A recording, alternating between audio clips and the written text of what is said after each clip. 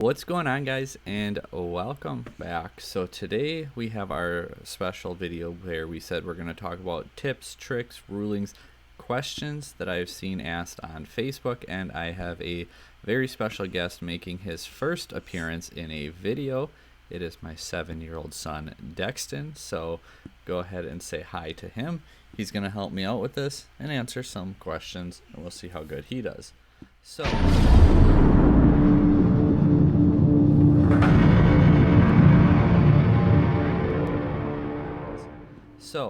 if you're new to Lorcana, you know that this, you can see on the screen, is what the card looks like. So, you see in the top left corner, there's a little number there. Do you know what that number does? It means, that's how much it costs. Like, say I have 2 cards in my Inkwell, and the number's 5.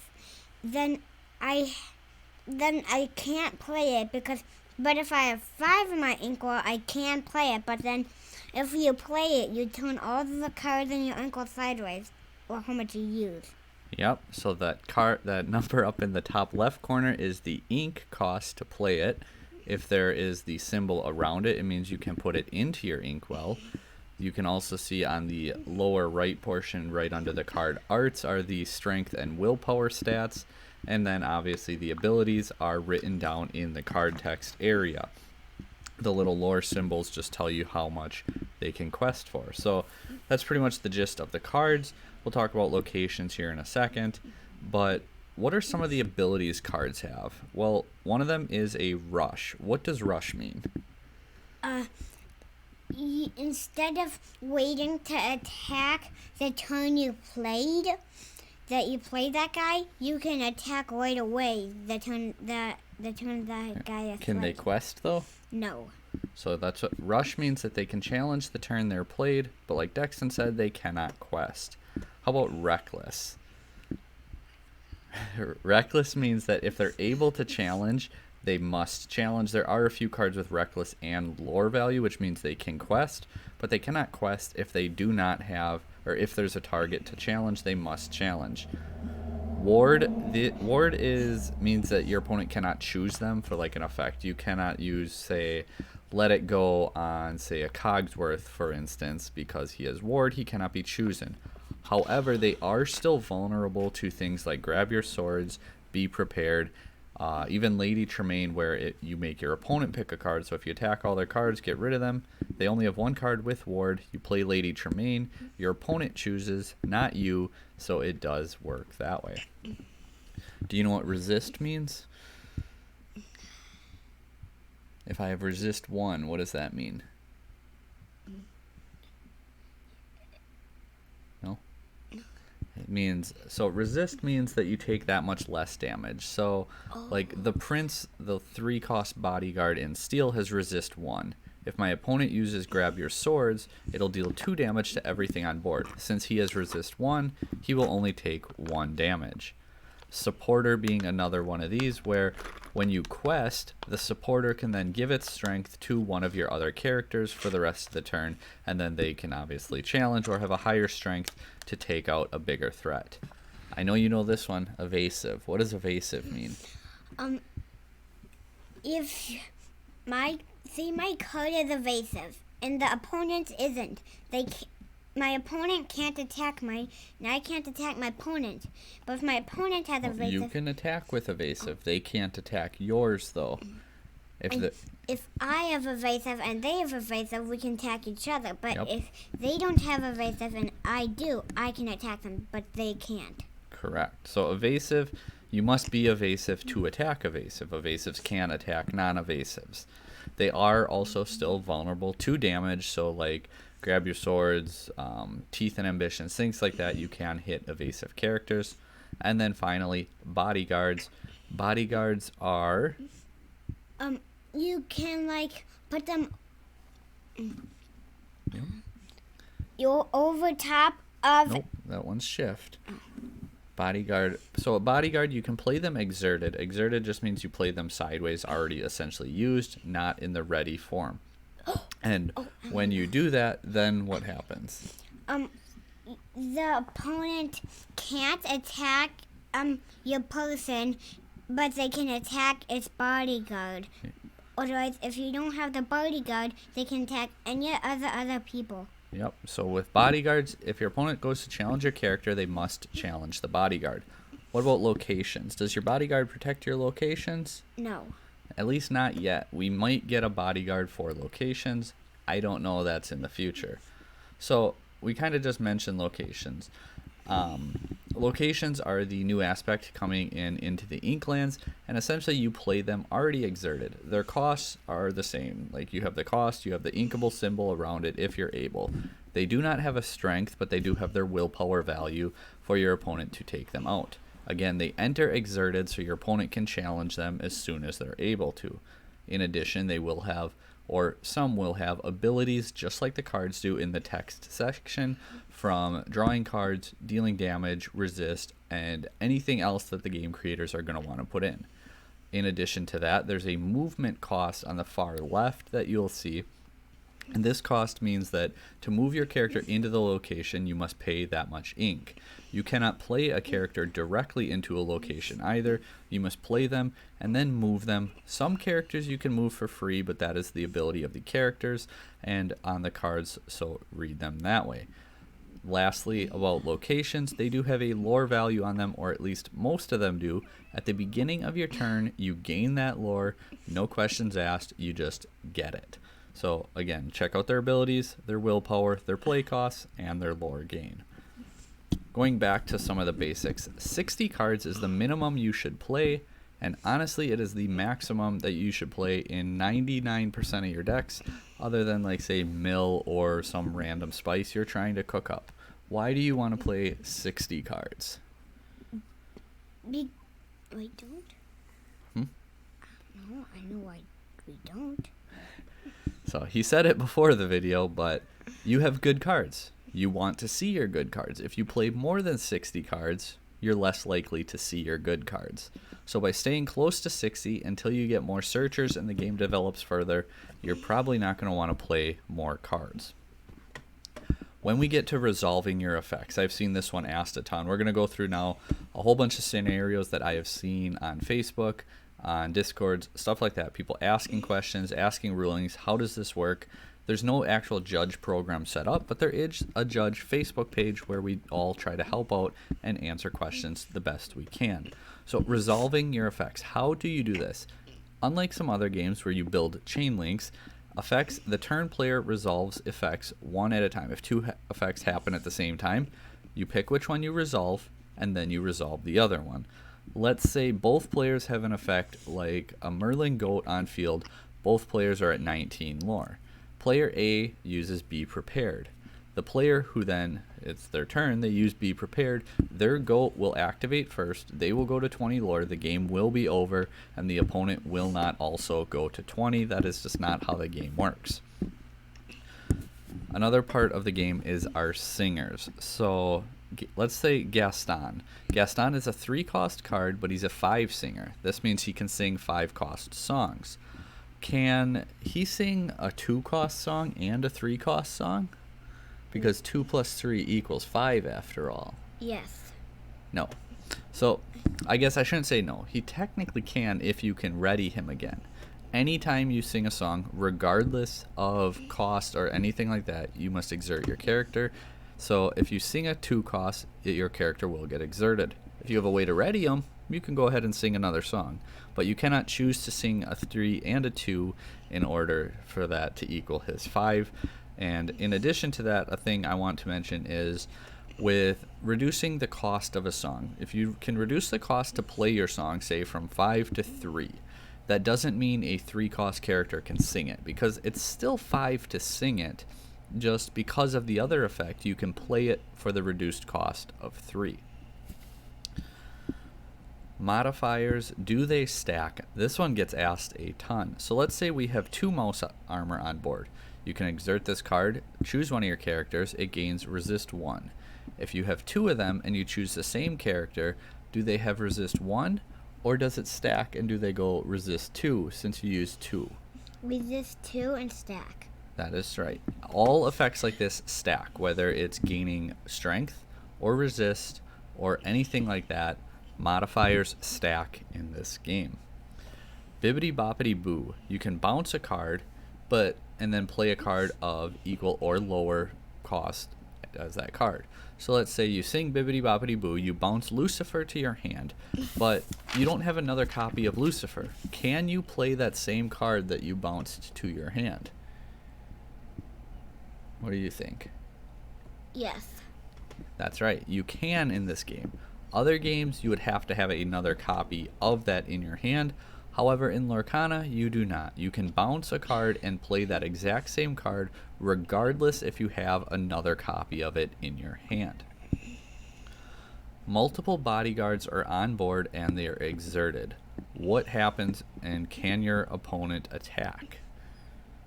Yes. Who do they have to attack? The bodyguard. Which one? It doesn't matter. They can pick either bodyguard. And why might you play multiple bodyguards? Well, if they clear one, you might want your other cards to survive. So by having two bodyguards, they have to get through both of them, but they can choose which one they choose to attack. Another thing with bodyguards to remember, they do not protect from effect damage. Say I have a bodyguard and a Pinocchio. Like I got Pinocchio and Simba on board. I'm playing Amber Amethyst. My opponent goes to use Smash on my Pinocchio. That happens. Simba will not protect. Any bodyguard, at least to date, will not protect from effect damage. Tinkerbell Giant Fairy. You challenge a character and you banish that character, but your Tinkerbell is also banished in the process.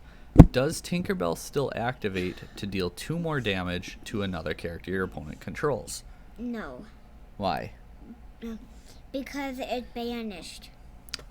Not quite, but that's okay, because we're all here to learn. Tinkerbell will still activate to deal 2 damage. Again, other card games, if it's not on the field when it would happen, you may miss that timing or that window. However, in Lorcana, it will still activate. So, Dexon started to talk about shifting earlier. What do you know about shifting?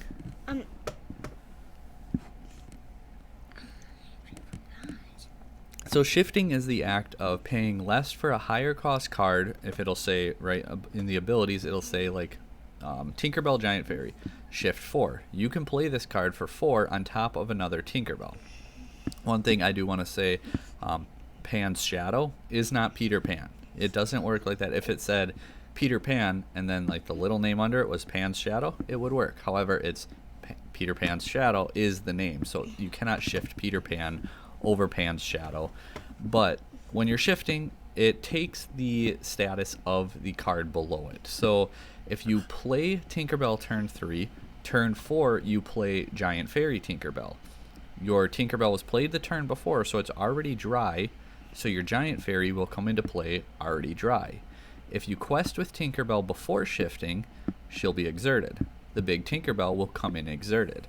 If you don't and she's still ready, big Tinkerbell comes in ready. Shifting, they take the wet, dry, and the exerted ready status of the card you play it on. In addition, you can play Tinkerbell and then shift into big Tinkerbell on the same turn if you wish, if you had 7 ink to spend. However, in this case, Tinkerbell gets played, it's wet, it cannot be used, so then when you shift into big Tinkerbell, it is also wet and cannot be used that turn. The status does not, the shifter does not gain any lore or effects from the lower card underneath, and make sure when you shift, you leave that lower card underneath, because if for some reason they leave the field, they go together anywhere. If they get shuffled into the deck by Yzma, they both go into the deck. If they get put into your inkwell by Hades, they both go into your inkwell. If they go back to your hand because of a Mim Snake, they both go back to your hand. And you guessed it, if they get challenged and removed, they both go to your banished area. They follow each other wherever they go. One last thing about shifted characters. If your small Tinkerbell has 2 damage already on it and you shift into the Giant Fairy, how much damage does it have? Less. Nope, it keeps the 2 damage. It does not lose the damage when you shift it. So that is something I've seen asked a lot about damage carrying over with shifted cards. I have weight set in play, which says if you play a card with 4 or more strength, you can draw a card. Then you play Lawrence. He has 0 strength, 4 willpower, but if he has 0 damage, he gains 4 strength. So if you play Lawrence while you have weight set in play, since he gains 4 strength, do you get to draw a card? Yes. Yes, you can draw a card because the moment he is played, there's no damage on him. He has 4 strength. He comes in with 4 strength, so you can draw a card. Beast Relentless. When you deal damage to your opponent, you can ready this card. So let's say Beast attacks your opponent and destroys them. Can he ready himself? Or I shouldn't even say destroys. He attacks them and does damage to them. Will he ready himself? Yes. Because you did damage, he will ready himself. I have also actually seen someone say if you banish their character in the challenge, he won't because he didn't do damage, he banished them. How did you banish them if you didn't deal damage? He will ready himself in that instance as well. So, one more. What if your card has 0 strength and you attack and you deal 0 damage? Is 0 a number that will count and ready your beast? No. No, it is not. So if you deal 0, it is not dealing damage. You're dealing nothing. 0 is nothing. So beast will not ready himself if you attack and deal 0. Can you look at your inkwell in the middle of your game? No. Why? Because you can't look in your inkwell at the whole game because you can't take it out of, you can't, because if you... Because the game says so? No, because if you had a real strong guy and you didn't read it and you looked at it and read it and you couldn't keep it and take it back. Yep. Your inkwell is private knowledge, so once you put a card into it, you cannot look at it again. To go one step further, if I play Mickey Mouse Detective, he says you can put the top card of your deck into your inkwell. Can you look at it before you put it into your inkwell? Yes. No, you cannot, because it's not public knowledge. You cannot look at it before putting it into your ink. Don't worry, that was a hard one. So now, one more inkwell question. You have Fishborn Quill or Winnie the Pooh. Winnie the Pooh, when he quests, or Fishbone, you can exert it. You can put one card from your hand into your inkwell. If you use a card effect, does the card have to be inkable, or can you put any card into your ink? Yes. No. No. You can't? Yes, you can. So if you have an uninkable card and you use Fishbone Quill or Winnie the Pooh, you can put it into your inkwell. Losing my place on my little cheat sheet we got here for us. A whole new world. Discard your hand, both players, and draw 7 cards. Prince John. When your opponent discards a card, draw a card. So if I use a whole new world and I have Prince John on board, how many times do I get to draw? 7. Yep, you draw 7 times and... You get rid of your hand and draw 7 new ones. Yep, that's the whole new world. But say if they had 3 cards and discarded 3, you will also draw 3 more cards because of Prince John, and they discarded 3. So you resolve your whole new world first, then Prince John will activate, and you will draw 3 more cards, giving you 10 in your hand. The new Jafar coming out is another fun card with a whole new world that people are building their decks around way too much. Great combo, great thing to have.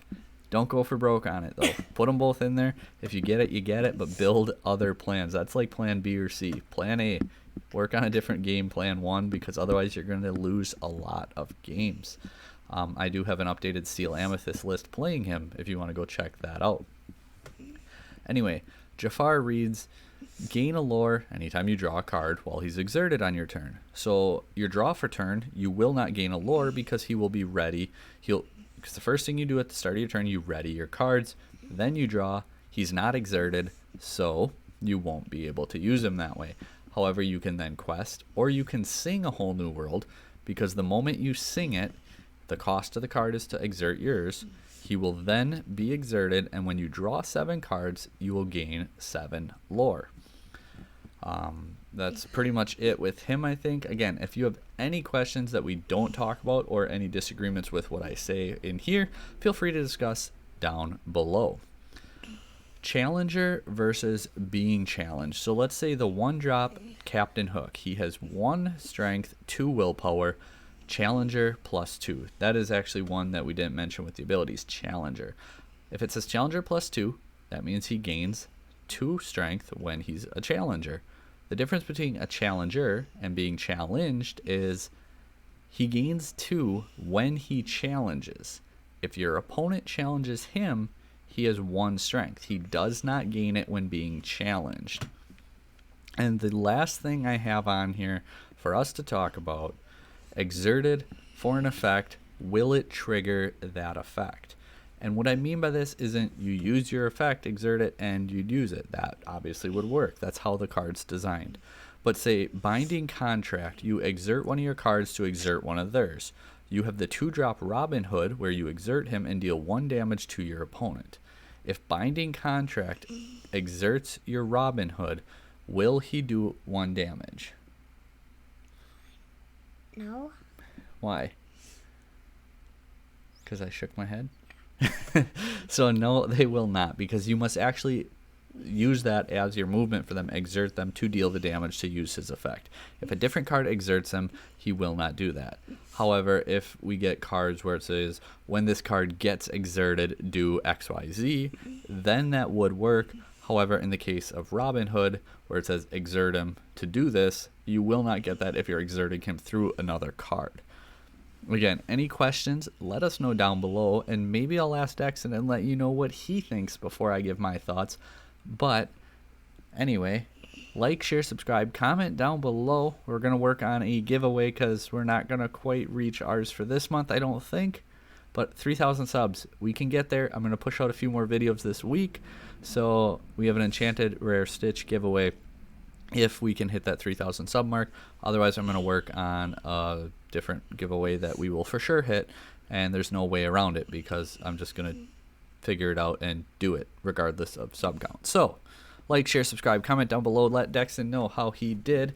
And with all that said, thanks for watching. You could say something at the end. Shifting means, like, you can, if you have, like, the queen my dad has in his deck, if you have its bodyguard, you can play it on top of it. Not bodyguard, but if you have the shift target. Yep. So, is that it? You want to say bye? Bye.